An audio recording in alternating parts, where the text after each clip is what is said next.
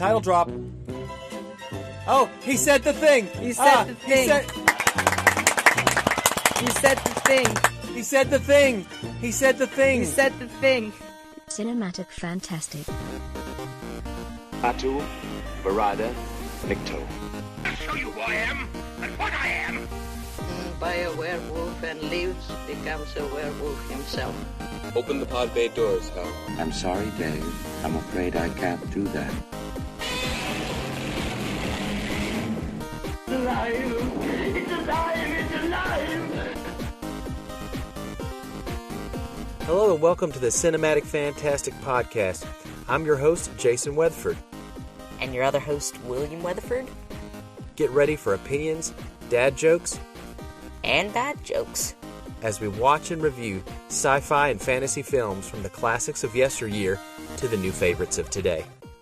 Good evening, listeners. Well, it's evening where we are. This is the 13th episode of Cinematic Fantastic. Welcome, everybody.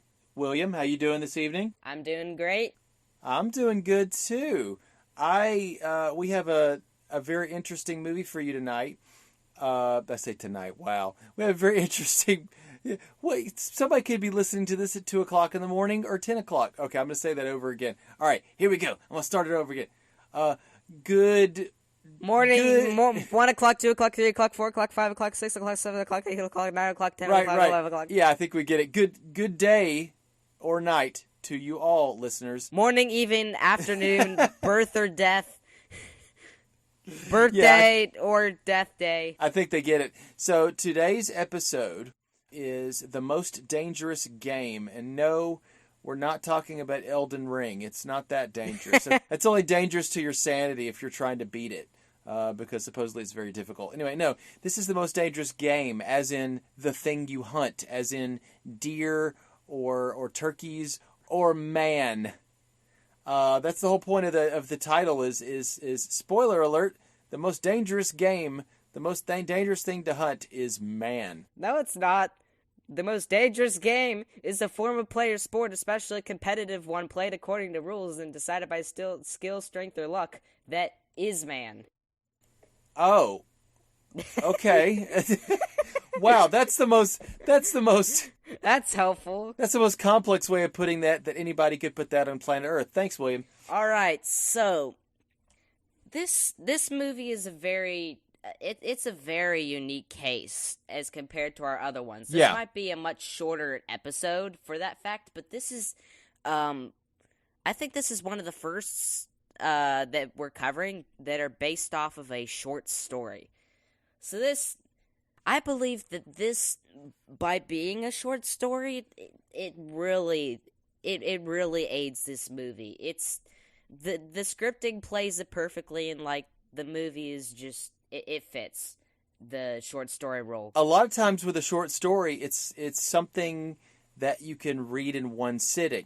I would say that this is a movie that you can watch in one sitting. It's an and hour most long. Movies are things that you can watch in one sitting, right? Except for Seven Samurai and Lord of the Rings Extended Edition, compilation of obviously, but or the Batman that came out this year of 2022. That's like 2 hours and 40 or 50 minutes long. So, but. What I can say about this movie is that it moves at a very generous pace. I mean, it's like if you think something, is not going to happen and it's going to be real slow, and no, it really hums, it moves. And it really fits. Like it's perfect. It's a perfect for a movie of this like length and size and whatever and scope. I think it's a perfect all-around story. It gets what it wants to get done. It keeps you engaged. You go on a cool adventure and then you get right back off. It's not as thoughtful as our other ones, but that's definitely okay. As we talked about earlier, there are definitely going to be movies that we cover that are less thoughtful than our previous ones that might be, more snappy, more adventurous, more sci-fi. Now wait. I would say this also, let's put it this way. There are some elements of this movie, strangely enough, that relate to at least 4 of the movies we've done so far. I don't know, maybe 3. And I can tell you what I think about that. Number one, it's a guy who gets washed up on an island, just like Island of Lost Souls. He's by himself, right? And so he runs afoul of a villain, spoiler alert, who has their own plot for him. And it also takes place on a jungle. So Yes. basically, we're repeating. This is kind of stale. It's like, please don't make me do another again, please. Plus, We're gonna be stuck on an island forever. We're gonna be No. marooned so hard that we're crimson red. oh no! Here's the other thing: is I have some more parallels for you, but it relates also to Tarzan, which is the interplay between who is savage and who is civilized, who is the hunter and who is hunted, who is the Who's animal, the hunter? Who's the game? who is the animal, but who's the man? You know, who's the man? Hey, William, you the man. So, oh, that was bad. Okay, I'm sorry. I just said who's the man, and I was like, yeah, who's the man? Yeah, that's right. No, the interplay between beast and man, and who is what, and that's Island of Lost Souls. That's also A bit of Tarzan as well. a bit of Tarzan, the ape man as well. And maybe even technically Frankenstein as well. You know, the case could be made. The case could be made for that. I would not say no to that. We're going to see a lot of, animals and jungles throughout, because jungles are so mysterious, right? And you don't know what you're getting wild into. Place that you have to cut through. It's like a wild land. Yeah, it's also very primeval if you want to look at the Lost World there. Like, is there a movie that we've covered that's an adventure movie and does not take place on a jungle or an island? No. Oh, wow. Even when we do Jurassic Park, that's going to be on an island with the jungles on it. Look, it's very iconic. I will say this: the plot for this movie is very iconic. I'm gonna go over the plot later in the episode, but William, do you have a synopsis, a very quick little thumbnail you can think of right now? You want to try to sum it up? Sure.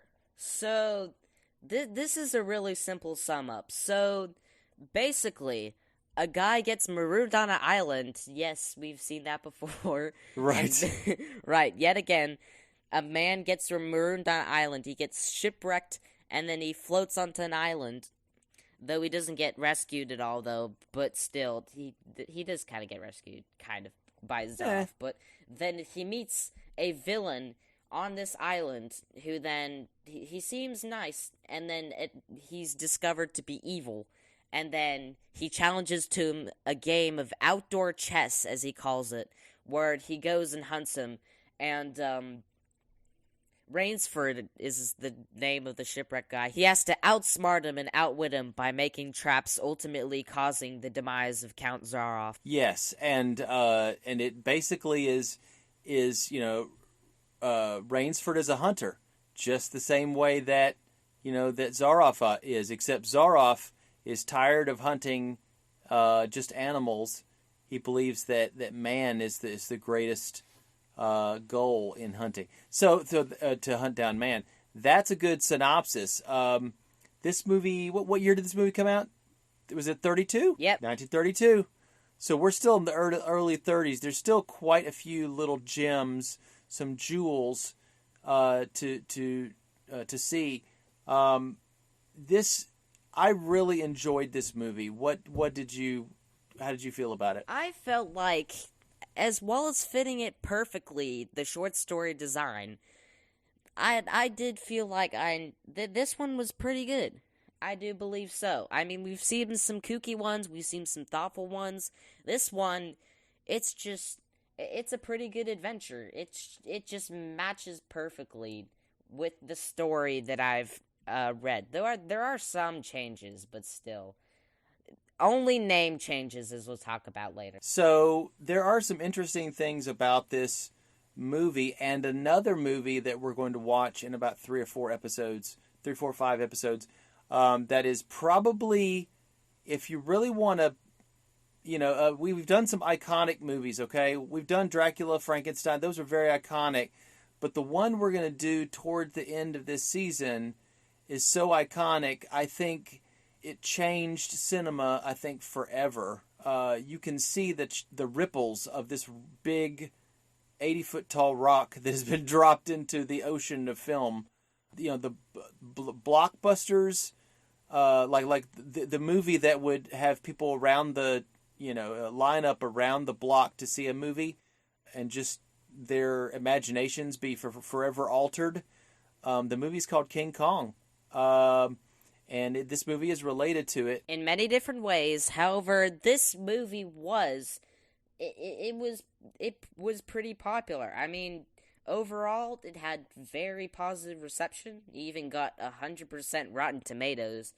There are not very many films that do that, but there are quite a lot. What was the reception at the time? Because I know Rotten Tomatoes is the current modern reception. It was overall very positive. People liked this one quite a lot. And it also did well at the box office as well. It made $70,000, which that might not seem, it's a lot, but if you adjust for inflation, because this world is kind of silly, just money doesn't mean anything anymore. This, in 2016, at the very least, last updated, totals up to $1.2 million. That is quite a respectable.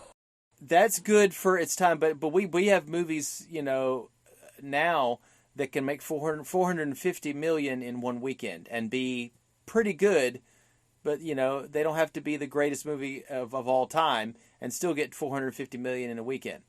So that's not too shabby.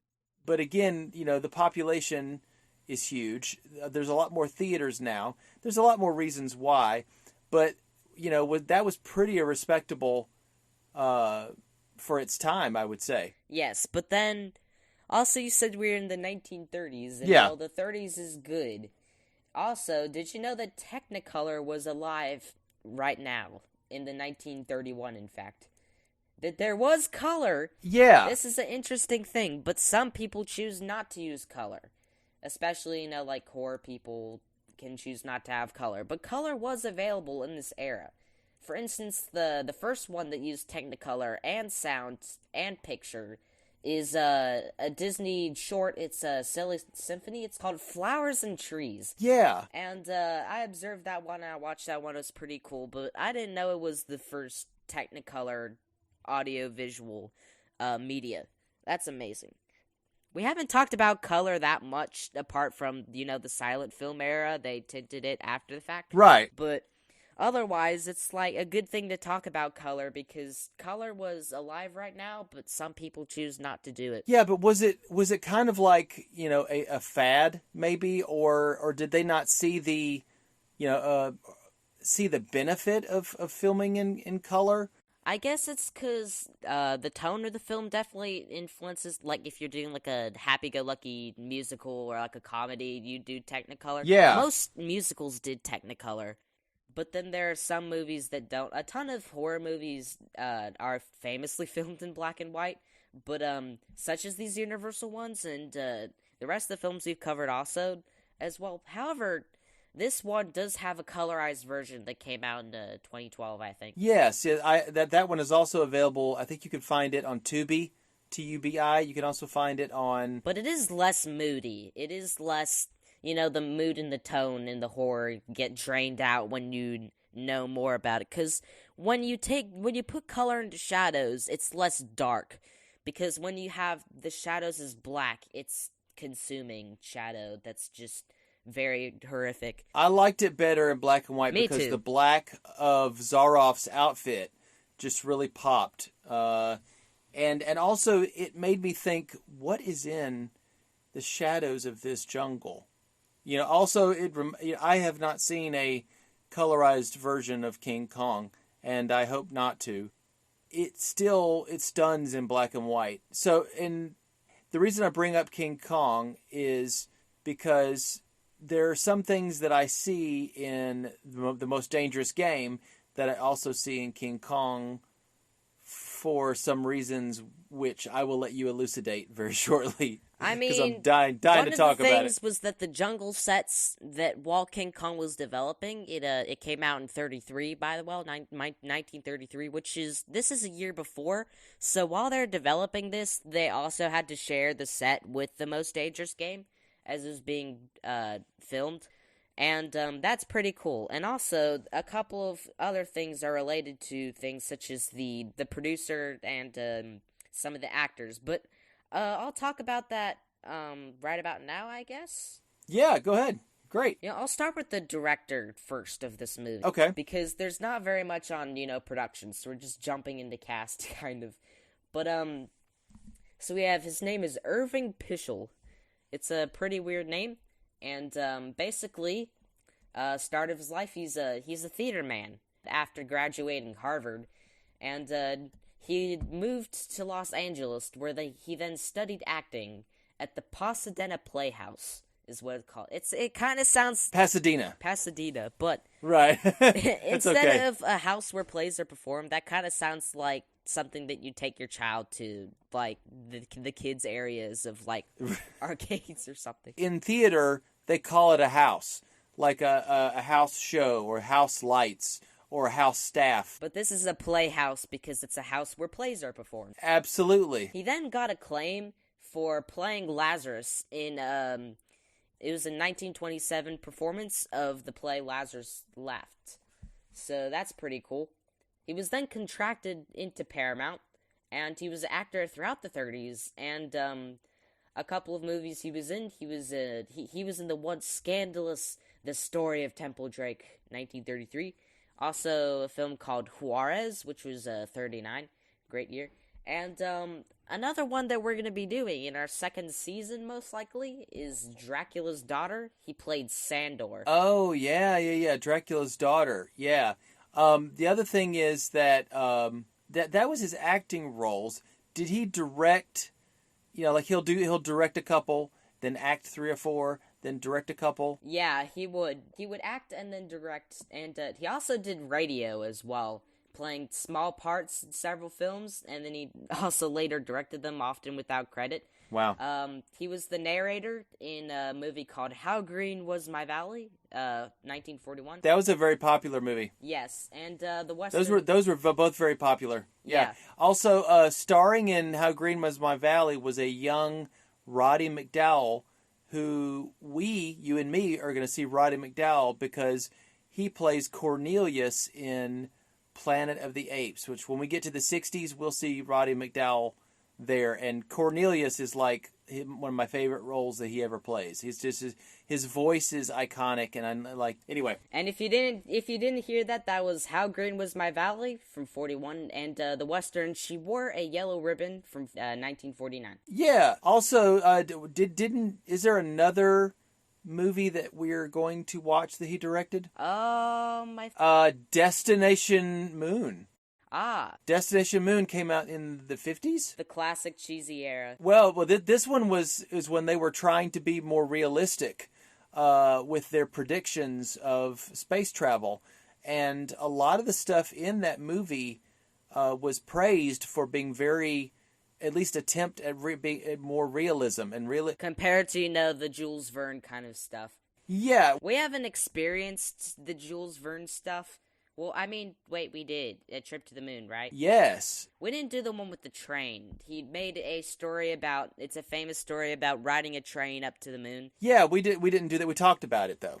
Yes. We are going to do 20,000 Leagues Under the Sea. We'll probably do A Journey to the Center of the Earth. Those are all great ones. There's also, I think, there's one called Master of the World, which is about a villainous character, I think, that has a flying machine that just he terrorizes the countryside like a flying Trogdor. No, I'm kidding.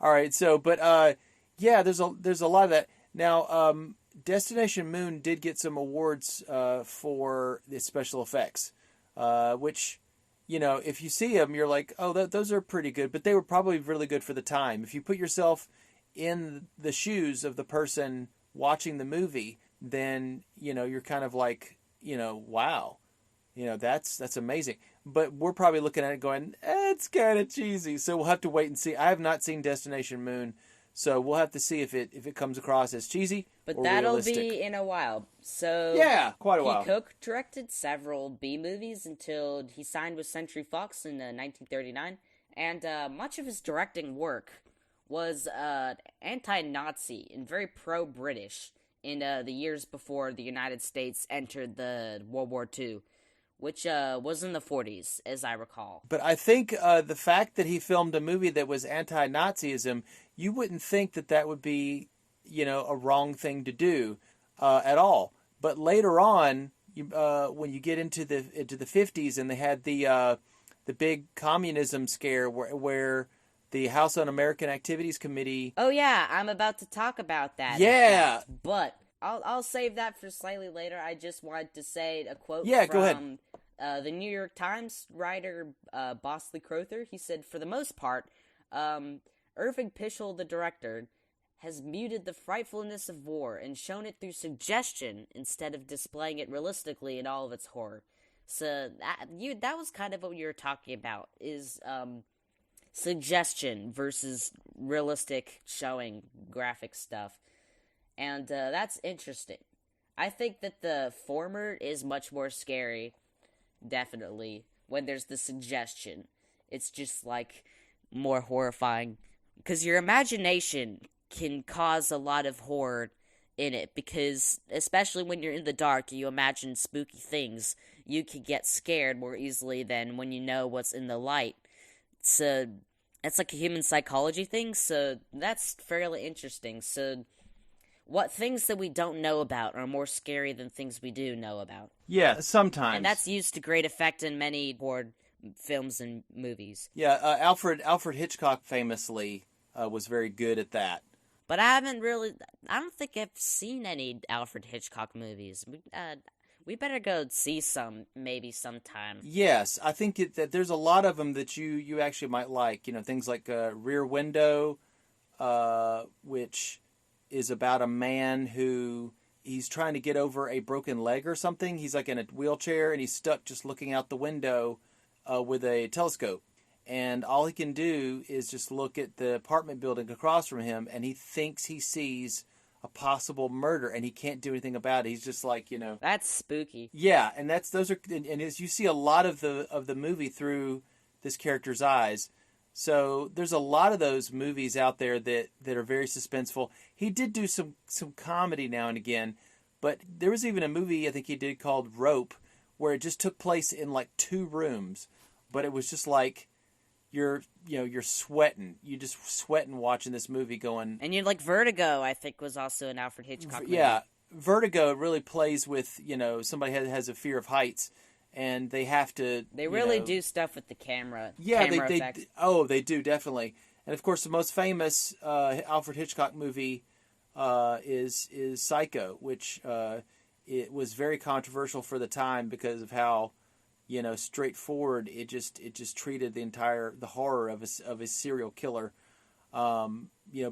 Before you could show lots of gore, they were showing blood, and it was just like, what, people were freaked out by that. This was pre-Hays. The Hays Code was then, wasn't it? This was post Hays Code. Yeah, this is post Hays Code though. It was even more shocking because they let that stuff get on screen. What are you doing? And then let's talk about HUAC, which was the House Committee of Un-American Activities, but is abbreviated as HUAC, which... Yeah, it's basically Commie Hunt. It's put out of order, but still called HUAC for some reason. It's the House Un-American Activities Committee. Yeah, they just swapped around stuff for some reason. Yeah. But Pischel came under scrutiny by them, despite his patriotism, and it was also co-founded and steered by a congressman. His name is Johnny Rankin. Probably ranking some dudes. Oh. He was against Jews and Americans. That's something that they wanted to say in Wikipedia, I guess. Oh, he was anti-Semite? And anti-Semitic and anti-American, I guess. Yeah, let's put it this way. Double whammy. I think he was Jewish. Pischel was. Yeah, Pischel. Well, Pischel is a Jewish last name, yes. Yes, so he's Jewish and American. So that's a double whammy. I'm sure if anybody's listened to our podcast up till now, they know that we are very anti-Semite. Yeah. Yes. We want to officially say that we are anti-Semite. So wait, should we just say we're pro-Semitic? Well, look, we're human beings. Let's just say that. We're human beings. We love Jews. We love Jews. All right. So, yeah, but we're on the side of Irving Pischel. We're on the side of Conrad Veidt. I think that's the side of history that is good, is the good and the honorable and the respectful and the human. So then, like most people who came under scrutiny by Huac in the late 40s, he went into film noir. As usual, most people just go into the film noir genre, which was very popular about this era, I guess. Yeah. 47, Pischel was one of the 19 members of the Hollywood community who is known as the Hollywood 19 or the Unfriendly 19 because they refused to name suspected communist agents to the committee, the HUAC.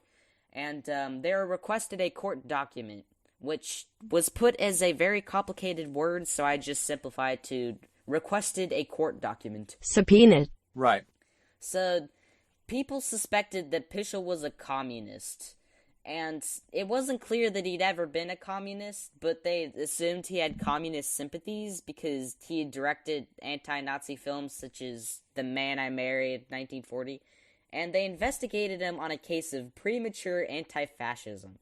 This is weird. Well, let me explain something.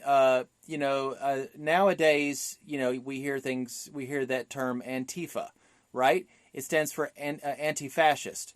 What it really was you remember how there was the Nazi Party and the communists and the socialists were against each other in a way? Kind of. So, the communists were often called anti-fascist.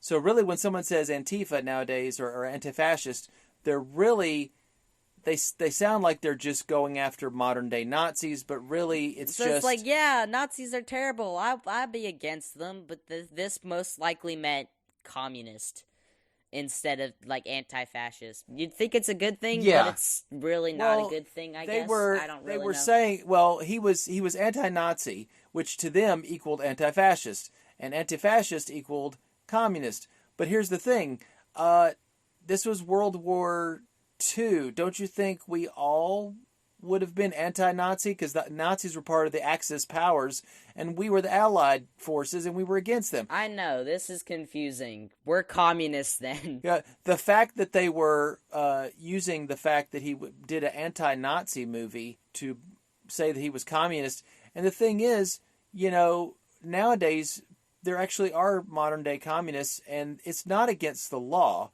You're not breaking the law by being a socialist or a communist at all. It's just that they thought that was, the enemy. And you didn't. And the thing is, and as an actor or director, you didn't even have to say anything incriminating. They would do what they call blacklist. Yeah, they force you to leave the United States, which is what happened to Pischel. Even though he was cleared, he did get chronic heart disease, which led to his death in '54. But anyway, he was blacklisted, and so he had to leave the U.S. in order to direct his final pictures.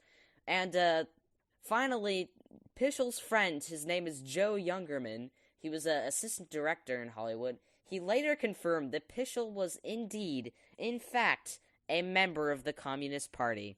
So they were right. Yeah, but why they were making that illegal somehow.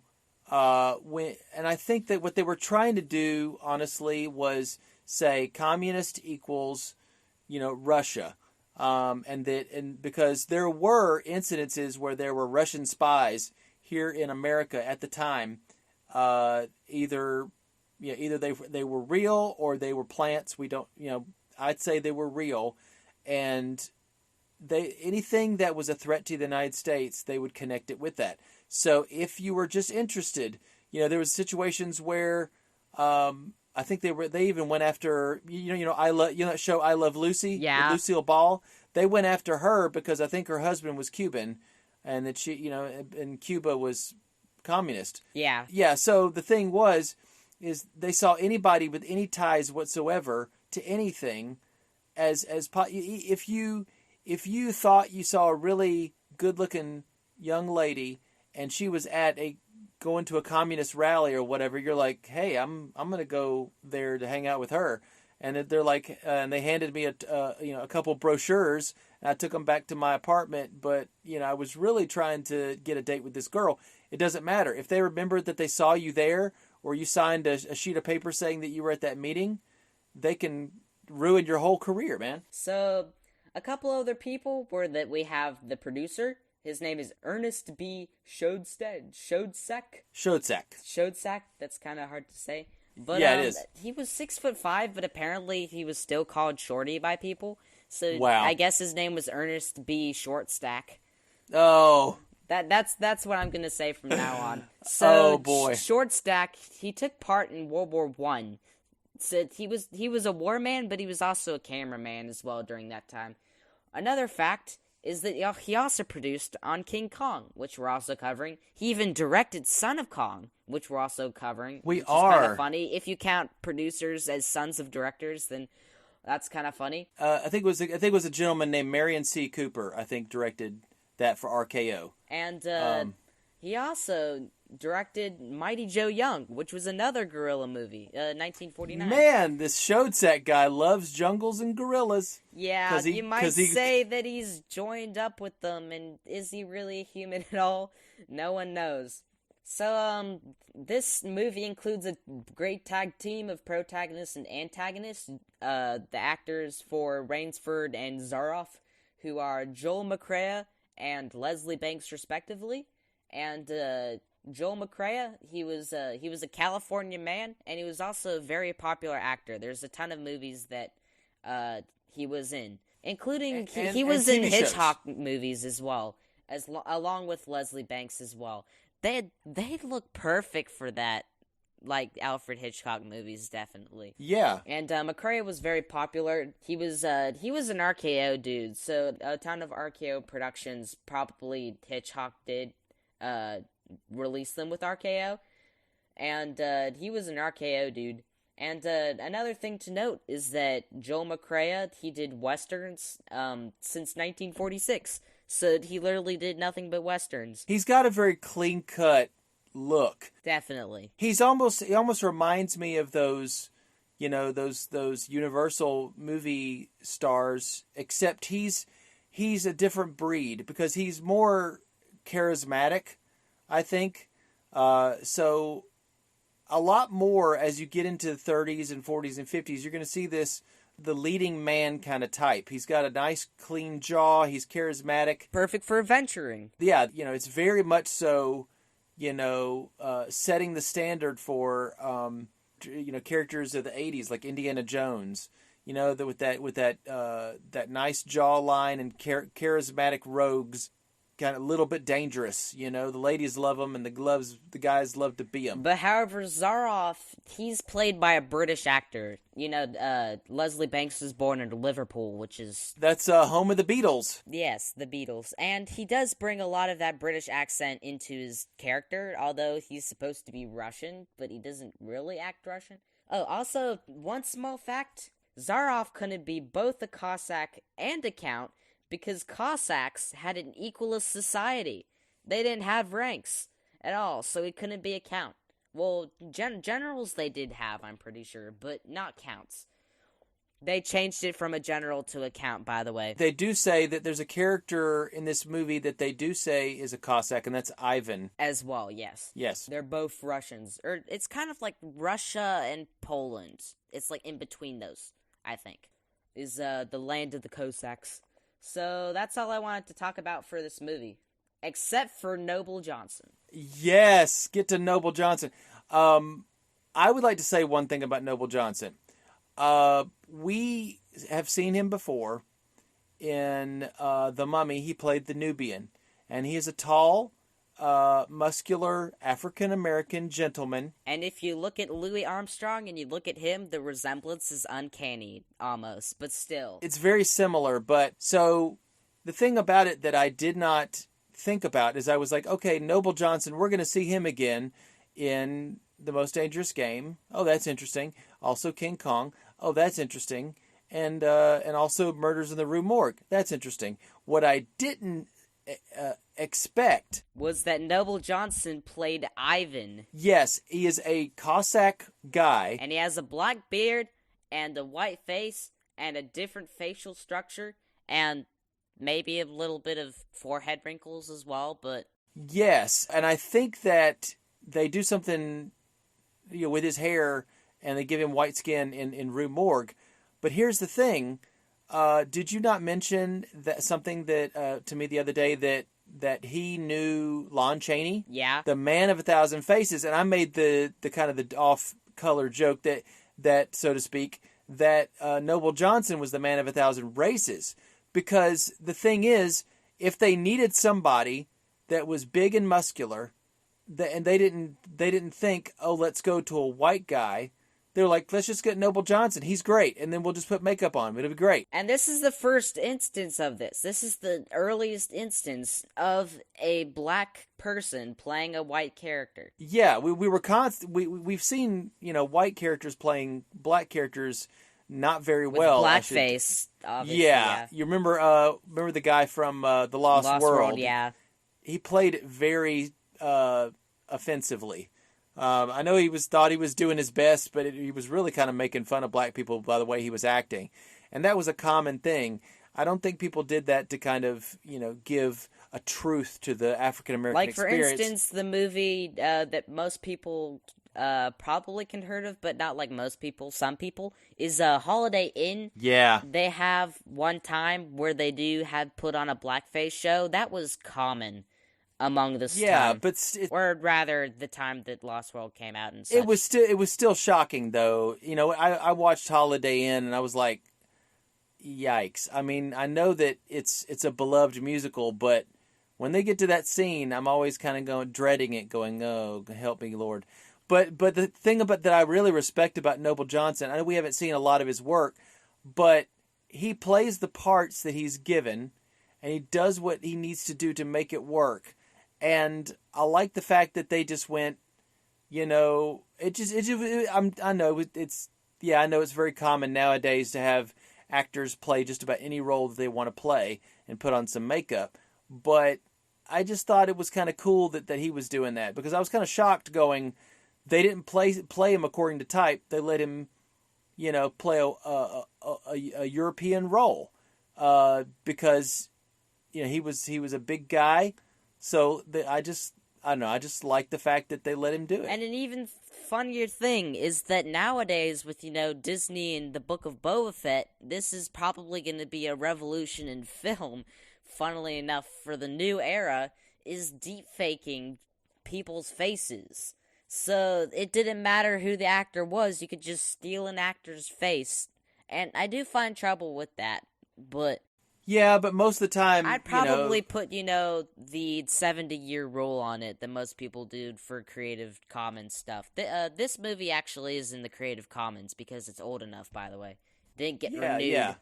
But I'd treat it as if the person has been dead for 70 years, maybe consider it. But I don't really know. Luke Hamill, Mark Hamill. Mark Hamill. Is still alive today, though, but... So well, I'm sure they got his blessing, permission and blessing. So this movie, The Most Dangerous Game, I have a little bit of information that you might find interesting. It's about how influential this movie is, specifically in reference to its plot. The plot seems very straightforward. A hunter has become the hunted. Man has become hunted like an animal on an island or some, place that's excluded from regular society and civilization. If you think that you've heard this plot before, that's because the plot has been lifted from The Most Dangerous Game, both the short story and this film, and it has been rubber stamped over dozens and dozens and dozens of TV shows, video games, cartoons, movies, TV show. Did I say TV show? Yeah. Tons of media, I should say. It's all over the place. If you'd like, I can give you some. Give you some of the examples. Yep. And some of these I've seen the movie versions of these, and I can definitely attest that it's true. So first off, this movie was actually remade a couple of different times. First off, in 1945, it was called A Game of Death. It was directed by Robert Wise. I believe this is the same Robert Wise that directs Star Trek The Motion Picture, which we will do on the podcast in quite a few seasons.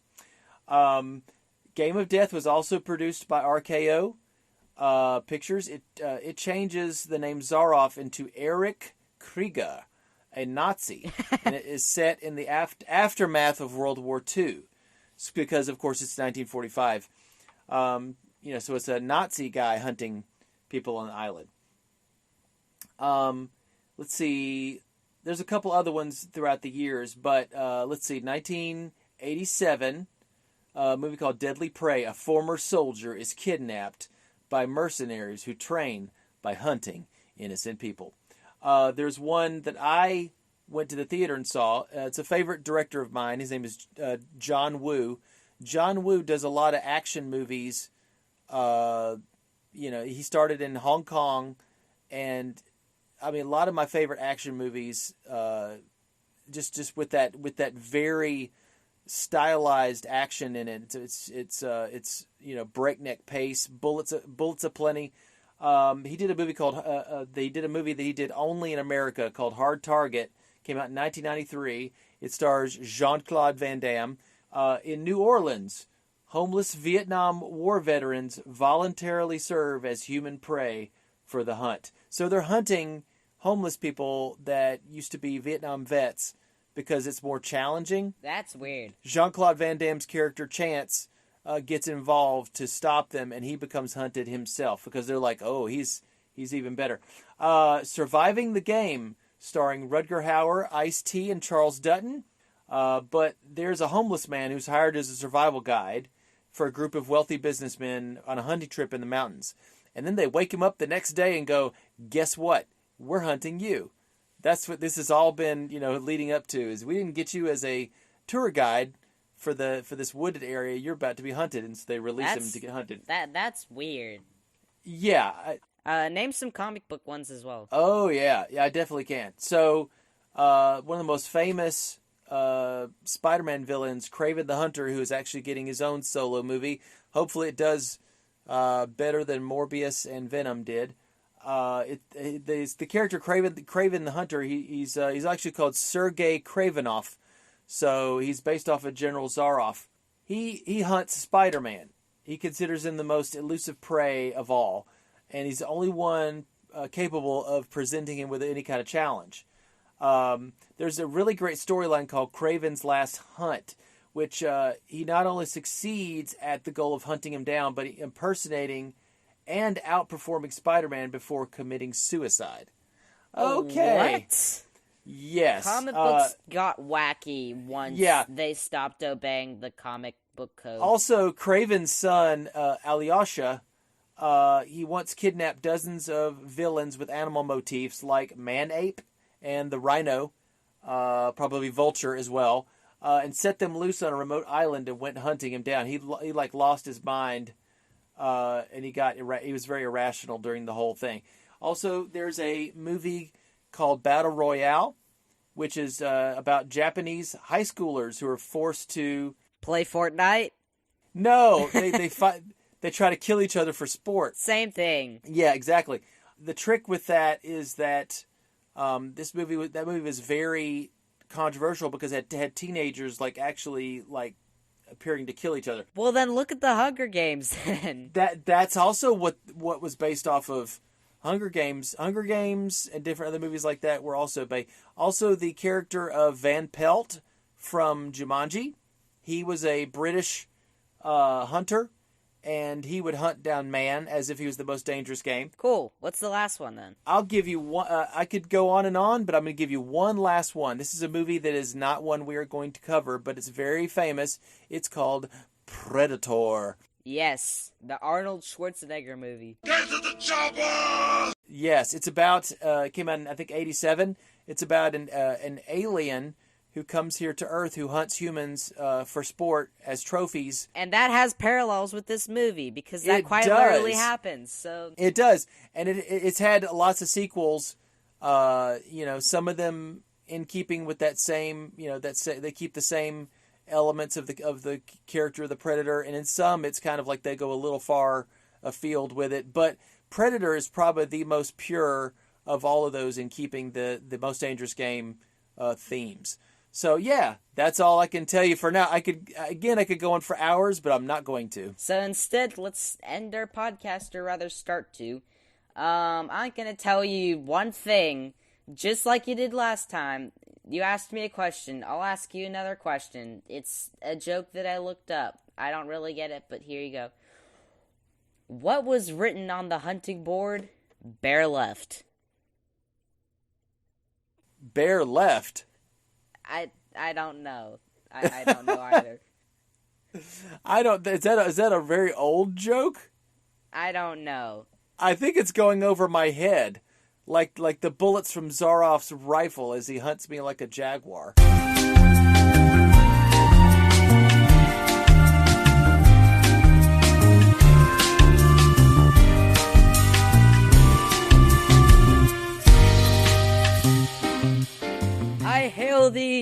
I hail thee, save our ship, save our ship.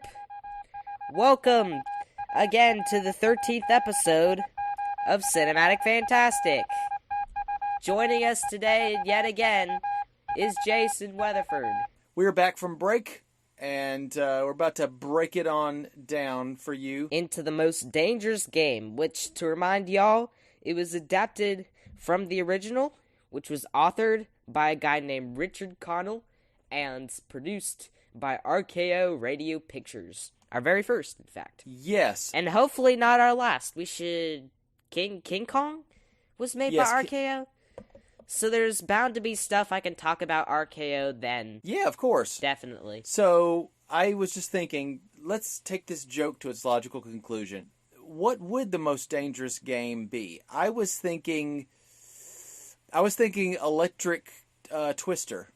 Like electroshock twister. Give me a game that you think would be even more dangerous by adding a risky component to it. Oh, definitely. It would be Red Rover on skates right next to a nice little big pile of uranium ore. Are you saying that if you played for long enough, you might start melting? Is that what it is? You would fall over onto the nice, cold, warm and cold, but kind of spiky uranium ore, and then it would explode all of your atoms. So it's like I just wanted a rock massage, and what did I get? What about circular saw frisbee? Maybe. Yeah. So, but in the book, the supposed Most Dangerous Game was actually buffalo. So apparently he had gotten an injury and fractured his skull from buffalo, and so then that's where Zaroff goes, but buffalo isn't the most dangerous game after all. And then he asks what? But then he gets delayed for an extreme amount of time, which is very suspenseful, until he finally fesses up and says it's men. That's what happens in the book. That's kind of what happens in the movie. But they don't talk about buffalo. They talk about jaguars. No, he does say that I think a water buffalo or an ox or something like that grazed his head. Like there's a lot of times he'll rub the side of his head where he had the wound. They don't say that he was cracked or like a fracture. They do talk about like it's a scrape or something, but it gives him a headache. So, there are some differences, and as we go, definitely, stop me and mention some of those if you want to. So let's explore Ship Trap Island. Ship Trap Island? In the book, it's called Ship Trap Island, supposedly by the sailors, because it traps ships there. Kind of like the Bermuda Triangle. That's very on the nose. And you know what else is on the nose? The Death Swamp. It's literally called the Death Swamp. In the movie, it's called Fog Hollow. Yeah, that one is a bit less on the nose, but Death Swamp is just very stark. Fog Hollow sounds like an old Disney show with a bunch of puppet otters or something that live in a bayou, and they all like sing songs and play on a jug band. Or something. You mean Wind in the Willows? That is? No. Wind in the Fog Hollows. Wind in the Fog Hollows, where they're playing in the bayou, but they're British. British bayou. There used to be a show called Emmett the Otter's Jug Band Christmas or something. I don't know what it was. That sounds like a wild time. And so is this going to be. So let's jump into it. So, I think we have been blessed with having interesting titles. I mean, we had Pyramid, we had the water shore flowing up and showing, words. We had in White Zombie, we had the bongo drums, in beat revealing the word zombie.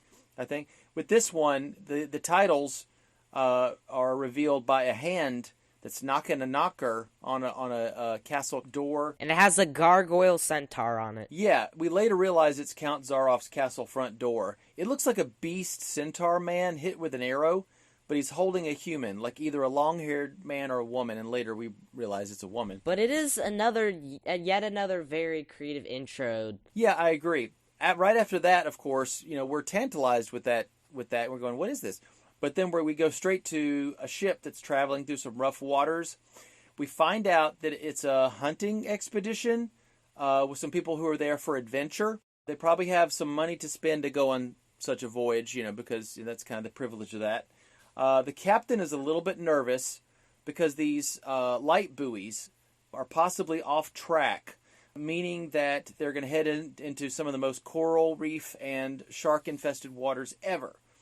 He goes to try to talk to the men, and they summon Robert Rainsford, or Bob Rainsford. Which is, again, a change from the book, which, again, has a very interesting name. His name is Sanger Rainsford, but this has obviously been simplified because Americans cannot pronounce Sanger. However, I am an American, in fact, and from the South as well, so I can pronounce that very easily. Boom.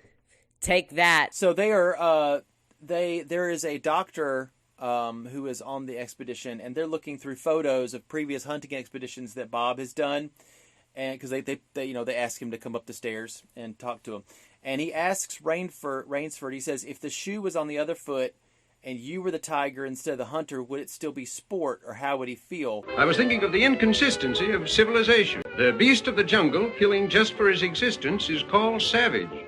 The man killing just for sport is called civilized. So he says it's a bit contradictory. They do have this conversation in the book too, by the way, but it's with one character, and his name is Whitney.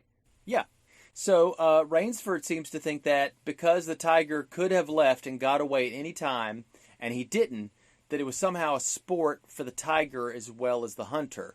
It's a little bit of a stretch, but he's kind of just, he's kind of injecting his story with a little bit of drama. I get it. This is a common theme in the movie, the hunter or the hunted. Which one are you, and how do you feel about being either one? But as Whitney says in the book, he says that the one thing that the hunted do understand is fear. It's what both of them understand. Both the hunter and the hunted both understand fear, right? Yes. That's a nice sentiment in that. The doctor doesn't quite get his answer right, and strangely enough, just like those movies where somebody says, oh, what's the worst that could happen, or everything's going to be A-okay, something is about to happen. So Rainsford says, I won't have to answer that question because I'm always going to be the hunter. I'm like, yeah, you're asking for it. I mean, you're making the plot go a different way, aren't you? But just by saying that. So after that, they do hit reefs or something. And it's one of the fastest shipwreck scenes I've ever seen in my life. However, do notice that this boat, it's a model. It's a model boat. Of course it is. And it's cool that we get to see that used again in a non-bumper setting. Last time it was The Lost World, right? That was when we saw models that weren't used in the intro or an outro. But we haven't seen that in a while. No, remember in Dracula, there was a really big storm with a ship, but it wasn't at the beginning, was it? It was near the beginning. So I was just thinking of that was a model ship in they had on these sets, sometimes they had a whole area that was just water. It was just supposed to be the ocean. We are going to see that a lot, especially when we get to the giant monster movies, with the man in a suit, like Godzilla. We're going to see a lot of these, fake ocean sets with ships and monsters destroying it. So anyway, back to this. And I'm telling you, my jaw was dropped at how quick and staccato the scenes were of, the guy, they go, hope the water doesn't hit that boiler. Oh, it does. Boom. Like seconds later, that explosion. Of course, everybody on this ship except for Rainsford is an NPC. I mean, that's absolutely true. Everybody's expendable. They're all red shirts. It's really the most important thing is that he gets off the ship, and this is his story after all.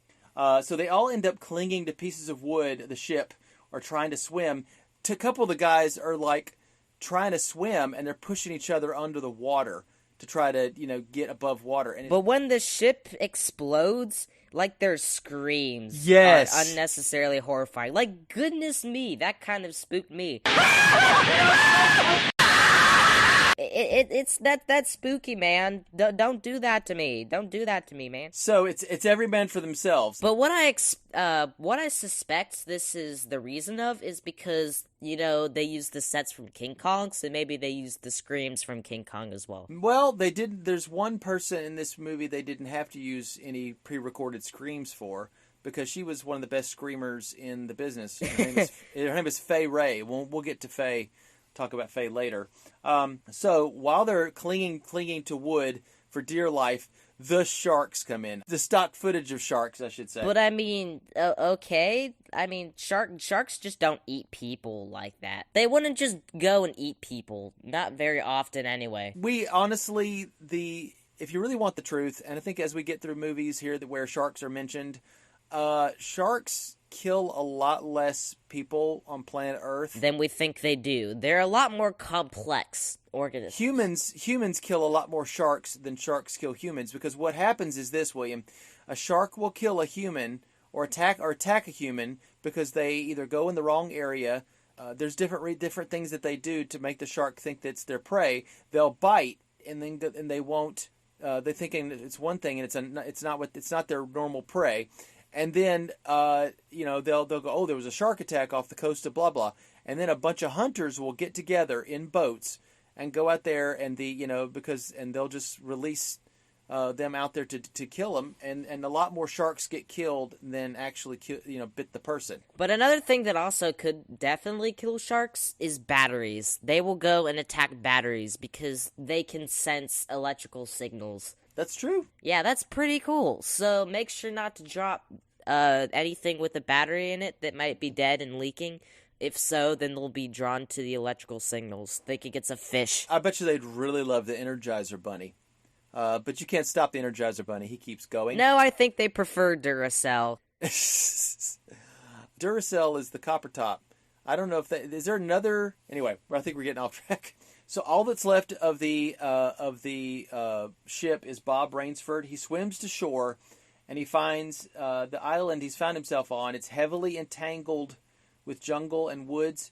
He does hear hunting dogs, which later it makes me think that maybe he has come in when a couple other people are being hunted.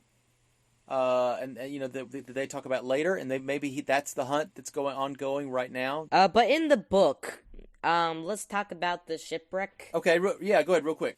Was that in the beginning of the book, Rainsford, he stands on a deck, he's smoking a briar, and then he hears gunshots coming from the island, which then results in him falling overboard because he lost his cigarette over the side. So he went and jumped after it, but then lost balance.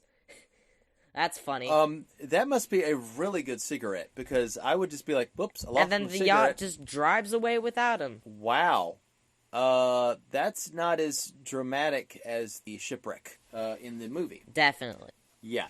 So you start seeing a small taste of what you're going to get a lot of later in the latter half of the movie, and that is the set of this movie. It's like I said, I can't say enough about it. It's one of the big selling points of this movie, honestly. The set is great. Especially since it was borrowed from a great movie in the making. Yes, and honestly... It says March 2nd, 1933 in New York and the rest of the United States in in April. Yeah. And this movie was released in September, so they were definitely working on the movie over the summer. Yeah. So the other thing that I would say is that let's put it this way: I saw King Kong first because it's the more famous of these movies, and I saw this movie after that. The reason that I saw this movie is because there was a and I wish I had seen it earlier in my life, but there's another movie that I really like. It's called Zodiac, and it's about the Zodiac killer. Oh, and that has references to Most Dangerous Game? It does in a way, because there is a possible suspect. Somebody says, I had a friend, and he always used to say that The Most Dangerous Game was his favorite movie, and such and such, and it's like, really? Because in one of the Zodiac killer's notes that he sent to the San Francisco Chronicle, these riddles, these ciphers that he had, when you translate it, it said something about he wanted to hunt the most dangerous animal of all, and that's kind of like... In other words, he's saying that he murders people. Yeah, and what he's doing is kind of a hint... Or rather, addendum mortis. Addendum mortis. So that was just it led the main character to go try to hunt down what he thought was the suspect, but it turns out that it was a red herring. It wasn't necessarily... he's kind of obsessed, and he's seeing things that aren't there as far as dangers. But anyway, I'd never heard of that movie. I'd had maybe a little bit, and so then I looked up that movie, and I thought it was really good. So I saw it after I saw King Kong, and so when I'm watching Most Dangerous Game, and as we'll go through the movie, there's certain parts where my brain just went, ooh, that's the scene where such and such happens on Skull Island.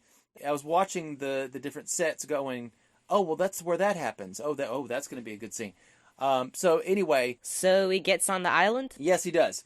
Bob Rainsford finds his way up to the Gothic-looking almost castle. We later find out it's a fortress, but it's a Gothic castle-looking thing. It's like a tower. Yeah, it's also the where we see the front door. That's the same door from the titles. It looks like something out of Frankenstein or Dracula. Also, some good little Mickey Mouse when he comes up the steps.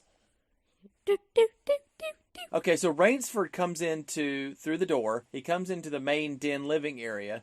Of course, the door opens with nobody visibly opening it. And the place is huge. It is. It's very like, rustic. Every count has to have an enormous room at the entrance. It makes sense, but Dracula. Also, every baron, the guy, white zombie guy. Yes, he lived in a castle. They all have the weird. This is a trope or a cliche that we're going to see a lot.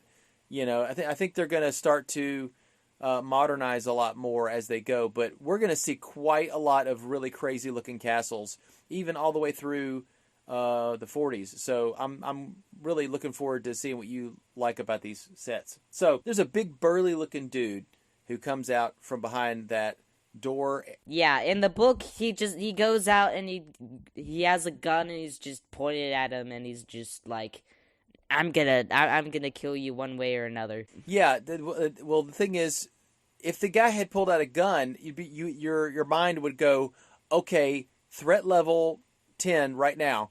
But the fact that this burly looking guy, we find out his name is Ivan, played by Noble Johnson. And he tries to talk to him, and he's not answering. So you're more kind of intrigued.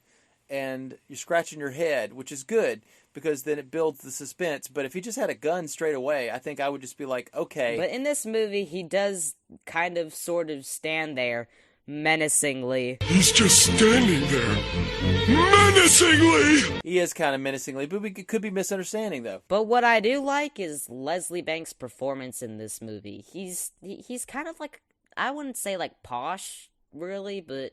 kind of. He's upper crust. He's very kind of he is kind of posh, but also he's highbrow, as Martin Trowbridge calls him. A very literary person who studies very many books and plays, as we see in the book. The burly guy's not answering, but there is a man in a tuxedo who comes down the stairs in a very dramatic fashion, as you do. He's not just sitting in the den waiting for them. He has to come down the stairs in a dramatic fashion. He explains that the man's name is Ivan, and he is dumb, aka mute, I guess would be a better way. He cannot speak. According to Zeroff, the fortress here was built by the Portuguese centuries ago. Zeroff suggests that he says, "You're my guest, but you need to maybe get changed, get out of those wet clothes, and kind of have a rest." As they're going back up the long staircase, Rainsford sees a tableau or a painting of that beast-like centaur who's like half man, half beast. So I was thinking about, the parallels between man, who is civilized, and the beast, which is savage, and he's like part of each. I didn't see that. Well, he's kind of a centaur, which is a running, pursuing kind of creature like a horse, and this other one is like a beastly man. But it has the jaws of a man. Exactly. So there's I just saw that and went, there's kind of a half beast, half man. So we got a little bit of the civilization versus savagery, kind of going. I don't know. So after Rainsford is woken up, he of course puts on like hunting, I guess, attire, which is kind of, I guess, all that he has in his closet. So Rainsford comes down, and he's not hungry, but everybody else has already eaten. Rainsford realizes that Zeroff has other guests here that have been marooned, and he cautions to Rainsford not to kind of dwell on the stressful situation of his shipwreck, so as not to worry anybody, especially a female that we will meet. He comes downstairs for some coffee and conversation by the fire, and he meets two people, Eve Trowbridge and her brother Martin Trowbridge. And what I like to remark on this is that compared to the book, they did flesh out this movie by adding characters to also face the count, but they did remove Whitney at the beginning in favor of Eve as a constant companion, as we'll see.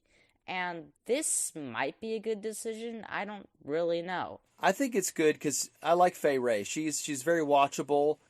She does what she needs to do to get you to be interested in the picture. But as I'll discuss later, there are some things I do have issue with compared to the book. Yeah, definitely let me know when that comes up. So Eve mentions that the Count saved their lifeboat that held her and her brother Martin and two other sailors, which is an interesting thing to note. It's mentioned that the incorrect channel lights did the trick with getting them busted open on the coral or rocks, I guess. They, at the very beginning they were talking about those channel lights. They keep you safe because you're staying away from the coral reefs. They were moved, so it kind of makes you not, you just think, oh, well, I'm in a safe spot, but you hit those coral reefs and you're just shipwrecked immediately. They say that they will report the issue with the channel lights once they get back to the mainland, but Zeroff has only one boat, or a launch, I guess he calls it, and it's under repairs. And Russian Cossacks are terrible mechanics, and I guess that's kind of a dig on Ivan, that he's not very good. He's not a very good mechanic. He's a better killer. They're both in King Kong movie. Yes, they are, and they're very pivotal characters. Also, you see Denham again, or Robert Armstrong again in Son of Kong. Probably not as good a performance as he does in that. And we'll talk about that when we get closer to it. When you start to see a movie that does really well, okay, then now let's make a sequel to be a cash grab. That made money, so let's make something else. And then they don't know what to do with the property, the franchise. That happens a lot. Yeah, that does happen a lot sometimes. So Robert Armstrong plays Martin Trowbridge like a drunk, obnoxious guy. Yeah, because there's so much smoking in this movie that I was just like, this is a little bit too much. I mean, this is pre-code, so... Well, I think it's because you watch a lot of modern movies where... smoking has died down a ton as compared to then. Like, so much.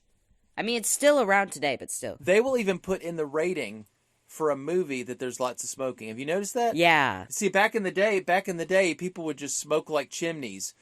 They would even have sponsors for the movies like Lucky Strike cigarettes, and it's 4 out of 5 doctors say it's great for your lungs. And the sports cards. Yeah. The baseball cards and the cigarette boxes. Doctors would be like, yeah, they're really good for your lungs, and they help keep you, fit as a fiddle. And you're like, are you kidding me? I mean, later on we learned that, it caused emphysema, lung cancer, birth defects sometimes. But it's like, back then people just smoked like nobody's business. Even on TV, they would just light up. But there is so much smoking in this movie, like at the beginning, and especially here, that's just like, he's kind of like letting everyone in on their vices.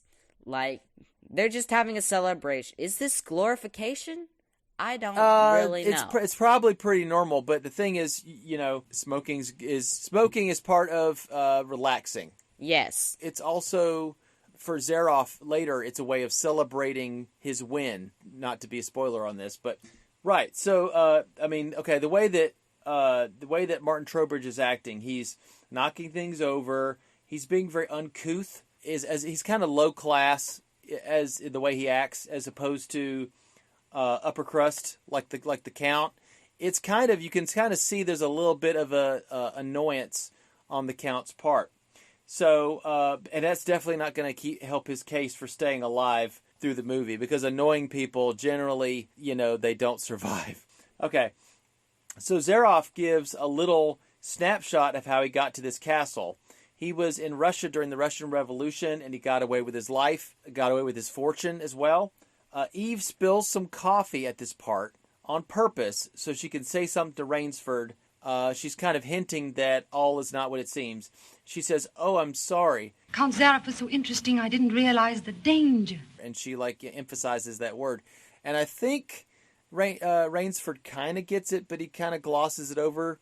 That's okay. This is a first kind of thing to kind of make it look, to let us know that Eve knows something's up and has known something's up, and she's trying to pass it off. So Zaroff was able to take some of the fortune with him after the revolution, and he hunted all over the world. The reason he brings up hunting is because Robert Rainsford is a hunter and has written books, and he's also lived them. Because how else would Zaroff know what Rainsford thinks about hunting if Robert hadn't written books and written his thoughts about hunting? He feels that Rainsford and him are on the same wavelength. It's kind of an old trope where it's like, we're not so different, you and I. I mean, everybody does that, from, in Indiana Jones to, Batman and the Joker in The Dark Knight. I mean, it's when the villain compares himself with the hero. And he does kind of, at first, find a little bit of connection with him in being a hunter. But ultimately, he does not get satisfaction from this hunting after the monotony of having experienced it multiple times. Right. He says that he has hunted almost every animal imaginable all over the planet. And when he was in South America hunting jaguars, he suddenly realized that he was bored with hunting, and it held no fascination for him. He tried to hunt just like the uncivilized savages did, but that didn't do it either. He said, I made myself perfect in the use of the tartar warble. And then Martin goes, Tartar what?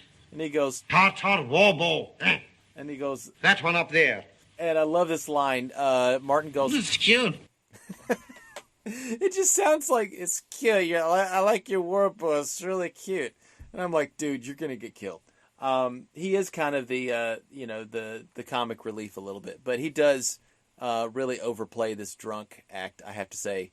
I like Robert Armstrong in King Kong better. Sorry. And then from here in the movie, they say, well, here on my island, I hunt the most dangerous game. Title drop. Oh, he said the thing. He said the thing. He said the thing. He said the thing. He said the thing. He said the thing. Yeah. He doesn't say what the animal is, though. Martin Trowbridge, he says that there's some of the animals on the island. Some of the other members of their party have been hunting these animals and haven't been seen for 4 days. That's not ominous at all, is it? Sounds pretty ominous to me. So Martin says he would greatly like to hunt with Zaroff, and he says that he has a place back in America in the Adirondacks, which is a mountain chain. And he says they could hunt sometime. They'd have lots of drinks, lots of party, and lots of women. Martin goes off to play the piano badly, and Zaroff and Rainsford have a conversation about women. So they're off to the side. It's interesting because it shows, Zaroff's idea about women, which that you can't enjoy anything until after a hunt. Yeah, you can't have passion for women until the hunt's over. Your enemy has been destroyed. I mean, he gives a little proverb from a African tribe or something. But he said, first the hunt, then you can give in to love, which it just makes women like a trophy. Especially when Zaroff mentions, she says that he thinks that Eve is a child. Every night he sends us off to bed like naughty children. Oh, no, my dear. No. Charming children. So, well, I don't think she's a child. Well, the thing is, in this movie, she does break out of that love interest role. She isn't really a love interest in that movie. She does get some love, but she is pretty proactive, as we'll see. Yeah. Breaking the norm. She does whatever she can, but her skills, I mean, she doesn't really have a chance to use, we don't even know a lot about her. Like, what did she do when she was back on the mainland? If it was something like, something interesting that kind of helped her and Rainsford, but it ends up being the Rainsford show a lot because he's really trying to protect her and he's really the hunter, which is just the best skill ever to have purchased for your RPG character at the beginning of this campaign. You're going like, we're about to go into a thing, I'm going to put all my points in hunting. That's perfect. But I don't know what she put her points in. You know what I'm saying? Yeah, most people aren't rangers, but he decided to be a ranger. Right. And did she, does she have any kind of abilities that would help out this? We don't know. At least with a movie that was based off some of this idea, which would be Hunger Games. That has a very proactive female character who is, if she likes somebody, it has nothing to do about her being the damsel in distress. It has to do about, she takes her destiny in her own hands. The only time she has to act like a damsel or a love interest is when it's requested of the fans of the show, of the Hunger Games. They're like, oh, we want to see you and this other guy together. And she's like, okay, fine. If we give the people something to talk about, some soap opera angle, then they'll vote us to live. So they're basically going, okay, we got to just play our parts.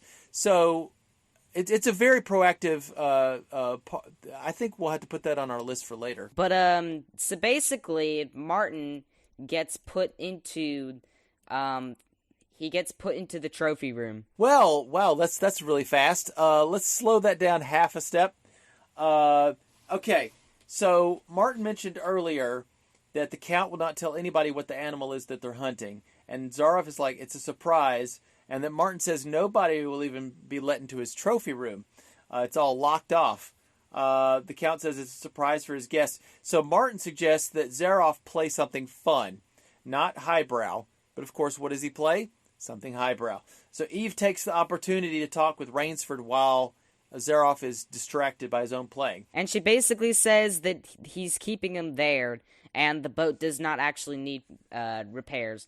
And there are actually 4 of them, and now there are 2, because the other 2 got taken to the trophy room and have not returned. They never see him again, yeah. So Zaroff finishes, because he glances over his shoulder, and it's like, and they're like, clap, it's over. Zaroff finishes, and he gaslights Eve into thinking she's sleepy. He's kind of like, oh, I see your eyes are getting droopy, great. He's just he basically just wants to get everybody, in bed so he can go do some hunting. And so everyone's off to bed, except for Martin and the Count, who then go to the trophy room. First, I like some of the dialogue here.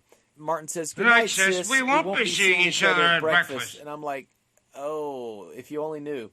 And she wants him to turn in early because I think she knows that something could happen to him. And he says, the Count will take care of me all right. I was like, oh, why'd you have to say it like that? So anyway, so the Count wants to show Martin his trophy room and make a night of it. And it's funny, he takes a drink real quick. He says, here's to long life. I'm like, nope, you're not going to have a long life. So, you don't know what's happening. He goes, I want to show you the trophy room. And then it fades out. In the next scene, Eve comes into Rainsford's room and saying that she had been waiting for him all night long. He never came back. Her brother never came back to their room. She wants help from Bob in finding Martin. It's, and what happened, this whole thing starts like all the others do at the iron door to the trophy room. So they go, okay, that's where we're going.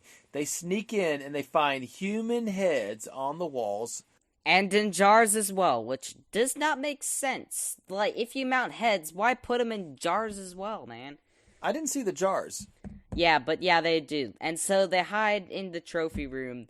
Well, this is a scene that the censors did not really like. So, Zaroff is coming, and, you can hear him coming down. They hide. Now, of course, they get found out. Ivan and some of the other guys are bringing in a body or something. Well, you find out it's a body, but it's something underneath a sheet. So Eve asks where her brother Martin is and says Zaroff killed him. Of course, they look under the sheet and they're like, yep.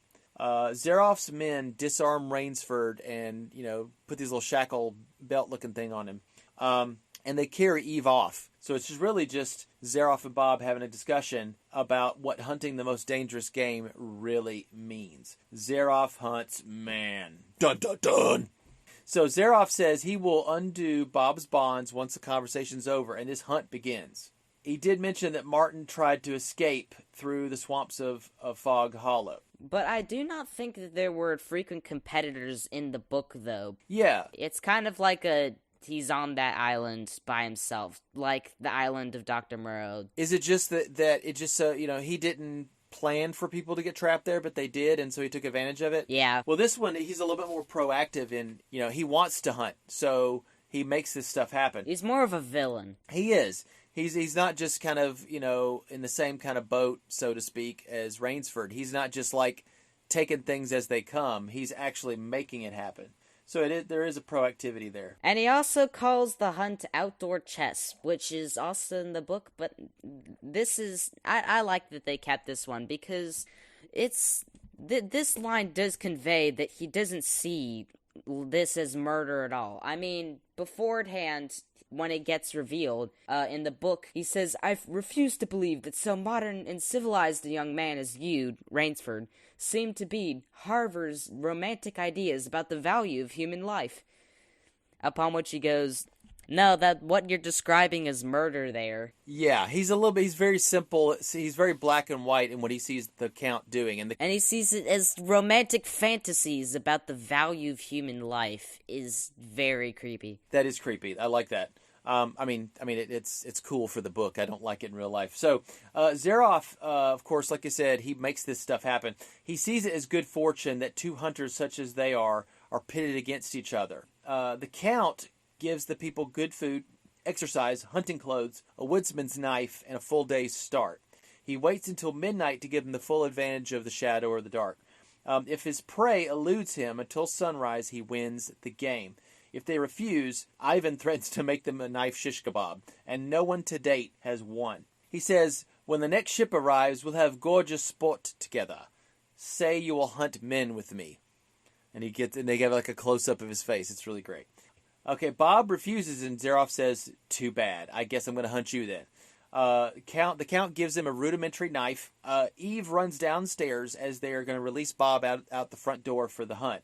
The prize is Eve Trowbridge. If Bob loses, Zaroff will not kill Eve. He does not kill women. So Zaroff advises Bob to not go to Fog Hollow. And he goes, Fog Hollow, good idea. No, don't go through Fog Hollow. Oh, good. That sounds like a good idea. It's like you're kind of going, whatever you do, Bob, don't go over there. And he's like, I think I'm going to go there. So they travel for what seems like miles. And they realize why Zaroff is so sure he'll win, because the island is really small. Eve is starting to feel kind of negative and down about their chances. And she feels like she's slowing Bob down. And she says that you might beat him if you were alone. I'm like, aw, that sucks. But however, in the book, I kind of feel like this adds more to the spookiness and the scariness and the thrills, is that Rainsford, since he's alone and doesn't have Eve in the book, he repeats to himself and he chants, "I must keep my nerve, I must keep my nerve." But there's no reason to do that with Eve. So, when you have another person there, it kind of removes some tension that there might be, because that there's another person there to console your feelings to. Yeah, that's possible. So Bob starts to really use his brain, some woodcraft. So Bob gets the idea to use a fallen tree to make a trap that he calls a melee deadfall. Or rather, the melee man-catcher in the book. Oh, okay. It takes a few hours to build. They have some time, but midnight is going to come eventually. In the movie Predator, Dutch, played by Arnold Schwarzenegger, he does something similar. He goes, "Come on, do it! Come on, kill me! I'm here." Okay, that's as good as it gets. Sorry. You did note here in your notes from the differences of the book, you said the first trap that Rainford set for Zaroff was the heavy tree to fall, but it actually had something to do with his knife. This is incorrect. The melee man catcher was first in the book, but the knife thing was the third trick that doesn't get shown in this movie, which is the trick that he learned in Uganda, where he ties a knife to a bush and he rushes off. So basically, it would stab people walking in the bush and they wouldn't notice. Yeah, they didn't use that in the movie, definitely. And this is how Ivan gets killed in the book. So Zaroff approaches without seeing them. He's got his Tartar war bow. Zaroff guesses that there is a trap, and he shoots the vine tripwire, and the trap is done. He shoots an arrow right next to Bob, so I think he surmises that they're in that little hollow area. Zaroff backs off to maybe lure Bob out, or maybe he's playing with his food, like a cat with a mouse. He goes for his high-powered rifle because he wants to hunt them like you do with a leopard. So Eve panics, and she runs, almost into the Fog Hollow Swamp.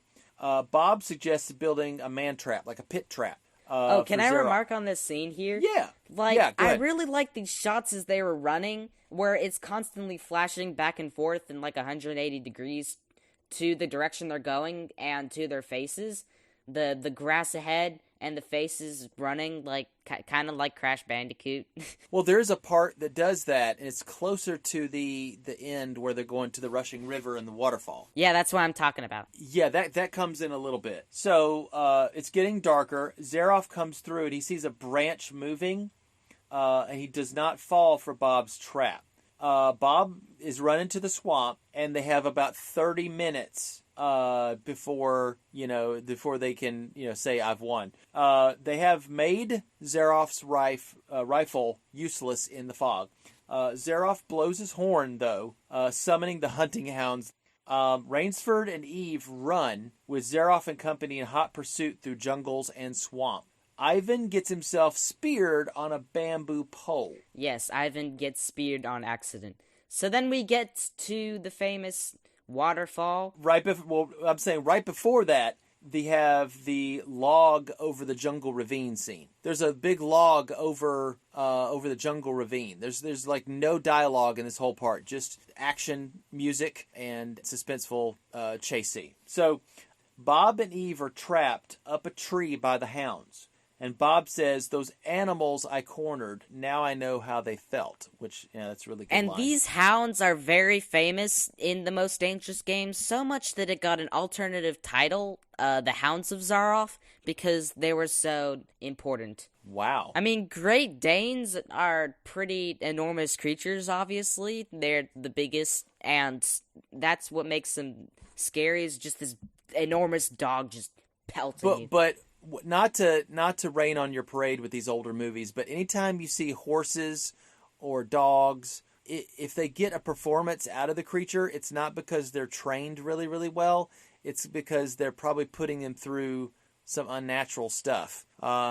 Because the people for the ethical treatment of animals and other ASPCA and even other organizations in movie productions, as time went on, they got more and more concerned about animals' welfare, and they would put things at the end of the movie: "No animals were harmed in the making of this film." And that is a pretty famous line. But they do not put that in a lot of these movies because it's highly likely that some dogs died in this movie. And okay. So we get to a penultimate part of this movie is where Zaroff shoots at Bob, and there's a hound in front, fortunately. So they both fall, and they're presumed dead. So what is funny is that right when he just killed a dude, assumedly, he just pops a cigar, and he checks the time, and he goes back home and plays piano. So he's just like, job well done.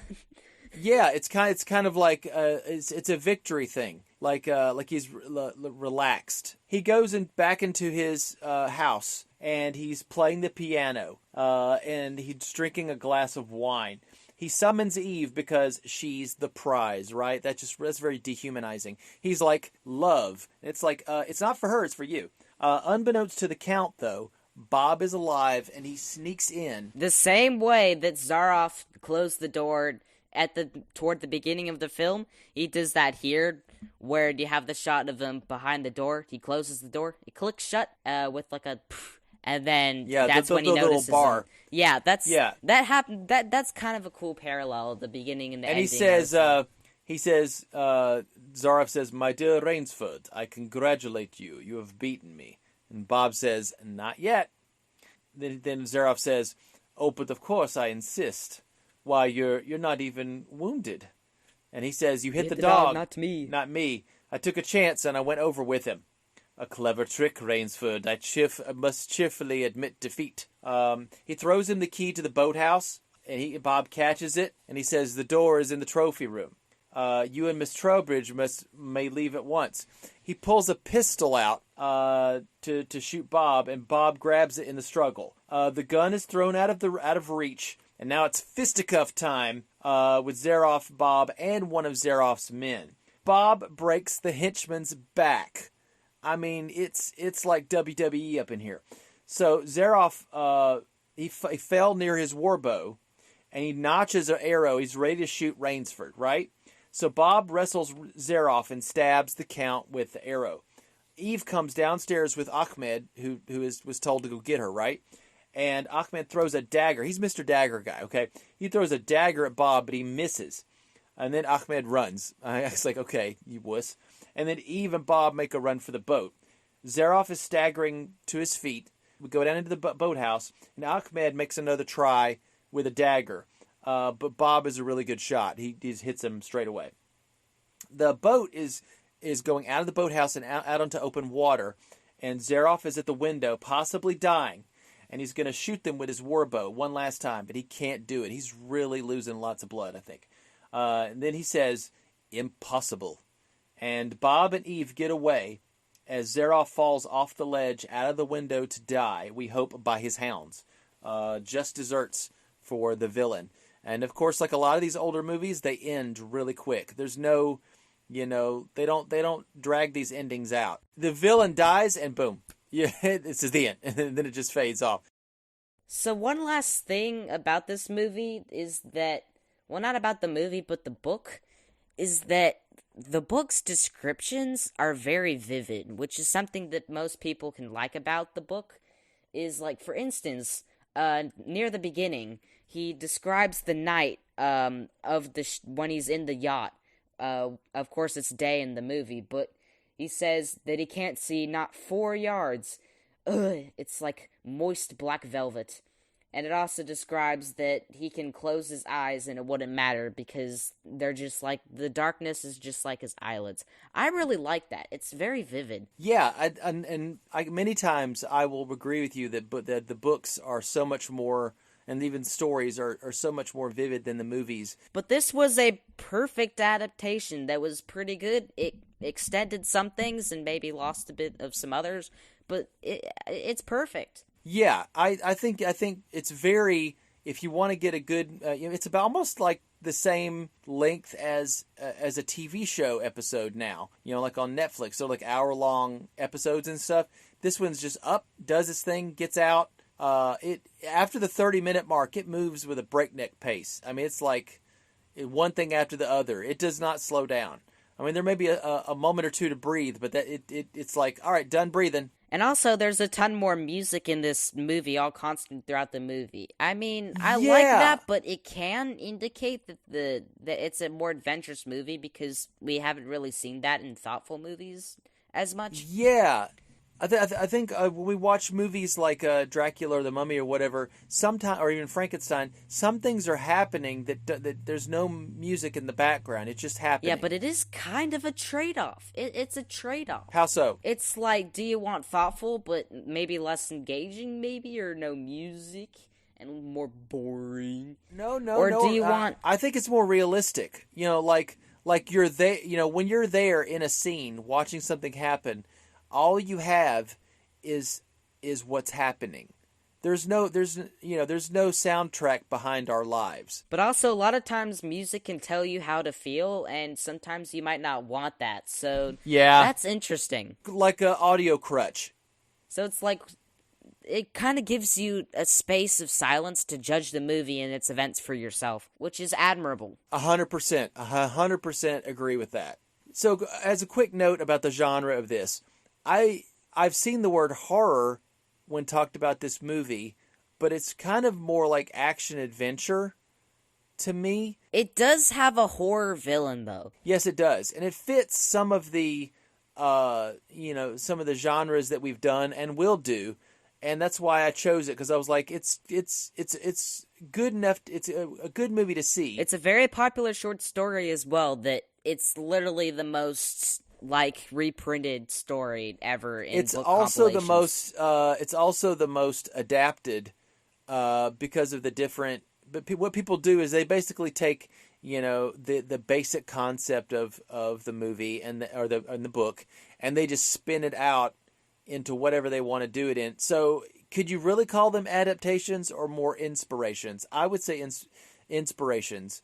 Because this is these cliches and the trope of the man that hunts other men for sport, it's very much been used a gajillion times, and we have this movie and book or short story to thank for that.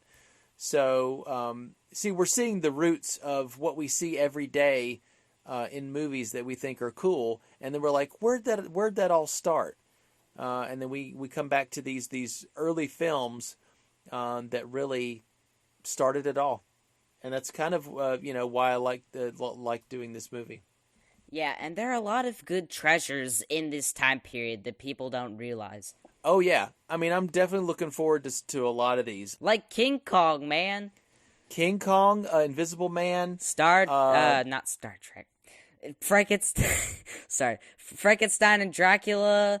Well, there's the Bride of Frankenstein is coming up in 1935. Also, we are gonna watch an earlier movie in the 30s. It's Frederick March stars in Dr. Jekyll and Mr. Hyde, and it has some special effects in there that you're gonna be like, how did they do that? And very influential even with camera. Its use of camera. But our next picture is The Murders in the Rue Morgue. It's a pretty classic story, although when I read it, I thought it was pretty normal. I mean, it was a story about a monkey that I'm not going to spoil. But yes. Are we returning to monkey again? Yes, more monkey.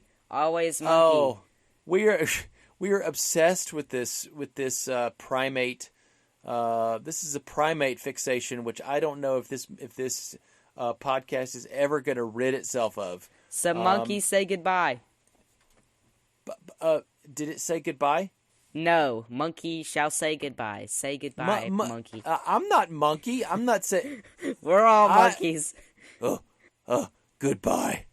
Goodbye. Monkey say goodbye. I'm monkey vengeance. A monkey vengeance. All right. I'm Bat Monkey. We'll see you later for The Murders in the Rue Morgue. See you then. See you then. Don't forget to open your third eye and telepathically message us at cinefanpod@gmail.com. Set your chronoscope dial to the future setting and peruse cinematicfanpodcast.wordpress.com. Hunker over your ham radio as your keen ears listen for the ghostly voices tweeting on our Twitter @CinematicFanta1. Exchange all of your money into Republic credits and donate at our Patreon page at patreon.com/cinefanpodcast. Ending transmission now.